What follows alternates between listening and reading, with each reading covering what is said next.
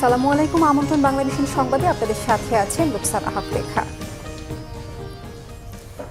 গণমাধ্যমের উপর হামলা গণতন্ত্র এবং জুলাই যুদ্ধের উপর হামলা বলে মন্তব্য করেছেন বিএনপি মহাসচিব মির্জা ফখরুল ইসলাম আলমগীর। সোমবার রাজধানীর একটি হোটেলে সম্পাদক পরিষদ ও নোয়াব আয়োজিত মব ভায়োলেন্সে আক্রান্ত বাংলাদেশ শীর্ষক প্রতিবাদ সভায় এই মন্তব্য করেন তিনি। এতে অংশ নেন রাজনীতিবিদ, সাংবাদিক সহ নানা শ্রেণী পেশার মানুষ। বক্তারা বলেন, ওসমান হাদির মৃত্যুকে কেন্দ্র করে হওয়া মব ভায়োলেন্সের সাথে সরকারের একটি অংশের এবং একটি রাজনৈতিক দলের সমর্থন আছে। পরে মব সন্ত্রাসের সাথে জড়িতদের বিচারের দাবিতে মানববন্ধন করা হয়।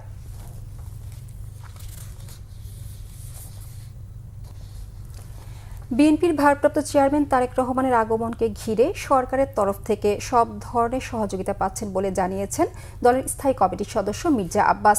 সোমবার বিকেলে ৩০০ ফিট এলাকায় সার্বিক প্রস্তুতি পরিদর্শনে গিয়ে একথা বলেন তিনি। জানান, দলের কোনো নেতাকর্মীকে আহ্বান না করলেও লাখো মানুষ স্বতঃস্ফূর্তভাবে সেখানে যাবে। দিনটিকে ঐতিহাসিক ও স্মরণীয় করে রাখতে চান নেতারা। তার বিশ্বাস, দেশে এসে রাজনীতির মোড় ঘুরিয়ে দেবেন তারেক রহমান। এ সময় ঢাকা মহানগর উত্তর বিএনপির আহ্বায়ক আমিনুল হক জানান, তারেক রহমান ২৫ ডিসেম্বর দেশে পৌঁছে প্রথমেই যাবেন রাজধানীর এভারকেয়ার হাসপাতালে মাকে দেখতে। এরপর বিকেলে ৩০০ ফিট এলাকায় একটি সংক্ষিপ্ত সমাবেশে অংশ নেবেন। এখানে তাকে দেয়া হবে সংবর্ধনা।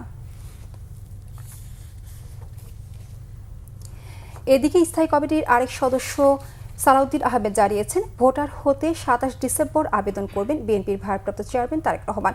সোমবার বিকেলে নির্বাচন ভবনে প্রধান নির্বাচন কমিশনার এএম নাসির উদ্দিনের সঙ্গে বৈঠক শেষে তিনি একথা জানান। সালাউদ্দিন আহমেদ বলেন, মনোনয়নপত্রের সঙ্গে সংশ্লিষ্ট কয়েকটি বিষয় নিয়ে সিইসির সঙ্গে আলোচনা হয়েছে। আরপিইউতে বিধি না থাকা সত্ত্বেও তারেক রহমানের জামিনে মুক্ত হওয়ার সার্টিফাইড কপি দেওয়ার কথা বলেছে কমিশন। সে বিষয়ে বিস্তারিত জানতে চেয়েছে বিএনপি। তবে মনোনয়নপত্রের সাথে জামিনের সার্টিফাইড কপি যাতে দেয়া না লাগে সে বিষয়ে কমিশনকে জানিয়েছেন তারা। আইন শৃঙ্খলা পরিস্থিতির ক্রমেই উন্নত হবে বলেও আশা বিএনপির এ নেতার। রাজধানীর বাবুবাজার ব্রিজ এলাকায় হাজি টাওয়ারে লাগা আগুন দ্রুত নিয়ন্ত্রণে এনেছে ফায়ার সার্ভিসের ৯টি ইউনিট। ভোর ৬টা ৪০ আগুন লাগার খবর পায় ফায়ার সার্ভিস। পৌনে ৭টায় ঘটনাস্থলে পৌঁছে আগুন নিয়ন্ত্রণের কাজ শুরু করে ফায়ার সার্ভিস কর্মীরা। এক ঘটনায় সদরঘাট ফায়ার স্টেশনের ২টি, সিদ্দিকবাজার ফায়ার স্টেশনের ৫টি ও সূত্রাপুর ফায়ার স্টেশনের ২টি ইউনিট কাজ করে। সকাল ৮টা ১০ আগুন সম্পূর্ণ নিয়ন্ত্রণে আসে। ফায়ার সার্ভিস বিকল্প সিঁড়ি ব্যবহার করে ভবন থেকে ১৭ জনকে নিরাপদে নিচে নামিয়ে আনে।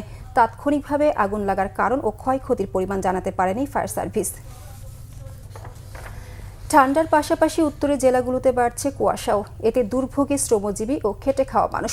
দুদিন ধরে উত্তরে সূর্যের পারদ কমতে শুরু করেছে। মধ্যরাত থেকে সকাল পর্যন্ত ঘন কুয়াশায় ঢেকে থাকছে চারদিক। এতে অনেকটাই ফাঁকা রংপুর নগরীর পথঘাট।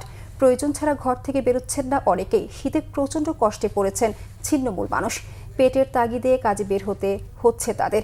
হিমালয় কন্যা খ্যাত উত্তরের জেলা পঞ্চগড়ে ৩ দিন ধরে বেড়েছে কুয়াশা। সেই সাথে হিমালয় থেকে বয়ে আসা হিম বাতাসে বেড়েছে শীতের দাপট। কষ্ট বেড়েছে দিনমজুর ও খেটে খাওয়া মানুষের। রাতভর বৃষ্টির মতো ঝরছে কুয়াশা।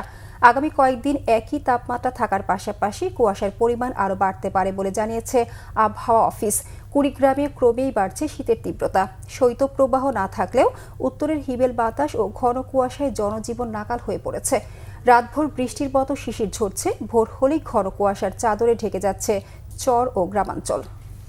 বিএনপির ভারপ্রাপ্ত চেয়ারম্যান তারেক রহমানকে পর্যাপ্ত নিরাপত্তা দেওয়া হবে এবং তার দেশে আসা উপলক্ষে নিরাপত্তা জোরদার করা হয়েছে, জানিয়েছেন স্বরাষ্ট্র উপদেষ্টা অবসরপ্রাপ্ত লেফটেন্যান্ট জেনারেল জাহাঙ্গীর আলম চৌধুরী। জানিয়েছেন, নিরাপত্তা ঝুঁকিতে থাকা ২০ জনকে গানম্যান দেওয়ার কথাও। সোমবার সচিবালয়ে সাংবাদিকদের স্বরাষ্ট্র উপদেষ্টা জানান, শরীফ ওসমান হাদি হত্যাকাণ্ড তদন্তের বিষয়ে বেশ অগ্রগতি হয়েছে। খুনিদের গ্রেফতারের সর্বোচ্চ চেষ্টা চলছে। হাদি হত্যার বিচারে সর্বোচ্চ গুরুত্ব দেওয়া হচ্ছে। ১০ জনকে গ্রেফতার করা হয়েছে। হাদির হত্যাকারীরা বৈধ পথে ভারতে যায়নি, তাই সেই দেশে গেছে কিনা জানা যায়নি বলে জানান জাহাঙ্গীর আলম চৌধুরী। প্রথম আলো ও ডেইলি স্টারে হামলা ও অগ্নিসংযোগের ঘটনায় ১৭ জনকে গ্রেফতারের কথাও জানান তিনি। জাতীয়তাবাদী মুক্তিযুদ্ধের প্রজন্মের নতুন কমিটির নেতাদের নিয়ে বিএনপির প্রতিষ্ঠাতা শহীদ রাষ্ট্রপতি জিয়াউর রহমানের মাজারে শ্রদ্ধা জানিয়েছেন বিএনপির সিনিয়র যুগ্ম মহাসচিব রুহুল কবির রিজভী। সোমবার দুপুরে শহীদ জিয়ার বাজারে শ্রদ্ধা জানান তারা। নবগঠিত কমিটির আহ্বায়ক ঢাকা ৬ আসনের বিএনপির প্রার্থী ইশরাক হোসেন সদস্য সচিব কামরুজ্জামান নান্নু সহ নেতাকর্মীরা এ সময় উপস্থিত ছিলেন। শ্রদ্ধা জানানো শেষে মবক্রেসির সমালোচনা করেন রুহুল কবির রিজভী। কথা বলেন ত্রয়োদশ জাতীয় সংসদ নির্বাচন নিয়েও। প্রধান উপদেষ্টা ডক্টর মোহাম্মদ ইউনূস বলেছেন, ভোটাধিকার কারো দয়া নয়, এটি নাগরিক অধিকার। একটি অবাধ, সুষ্ঠু ও অংশগ্রহণমূলক নির্বাচন শুধু সরকারের একা নয়, রাষ্ট্রের প্রতিটি নাগরিকেরও দায়িত্ব। ত্রয়োদশ জাতীয় সংসদ নির্বাচন ও জুলাই জাতীয় শরৎ নিয়ে গণভোট বিষয়ে প্রচারণা উপলক্ষে সোমবার ভোটের গাড়ি সুপার ক্যারাভান উদ্বোধনের সময় তিনি একথা বলেন। জাতীয় সংসদ ভবনের দক্ষিণ প্লাজায় সুপার ক্যারাভানের উদ্বোধন করেন তথ্য সম্প্রচার উপদেষ্টা সৈয়দা রিজওয়ানা হাসান, সংস্কৃতি উপদেষ্টা মুস্তফা সরোয়ার ফারুকী, নির্বাচন কমিশন সচিবালয়ের সিনিয়র সচিব আক্তার আহমেদ এবং প্রধান উপদেষ্টা প্রেস সচিব শফিকুল আলম। উদ্বোধনী অনুষ্ঠানে ভিডিও বার্তায় প্রধান উপদেষ্টা ডক্টর মোহাম্মদ ইউনূস বলেন, ভয় কিংবা বাধা থাকবে না এমন একটি নির্বাচনী পরিবেশ নিশ্চিত করতে সরকার বদ্ধপরিকর। এই ছিল এখনকার মতো। পরের সংবাদ দুপুর 12টায় দেখার আমন্ত্রণ রইল।